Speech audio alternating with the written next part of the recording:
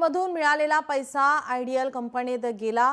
पैसा आयडियल कंपनीमार्फत गडकरींच्या मुलांच्या कंपनीला मिळाला। अंजली दमानिया यांनी आता नितीन गडकरी यांच्यावर निशाणा साधलेला आहे।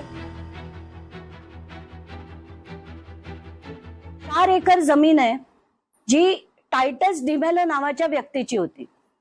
टायटस डिमेलोनी लँड सीलिंग ऍक्ट लागू नये म्हणून तिथे चाळी बनवल्या, सुंदर सुबक चाळी बनवल्या।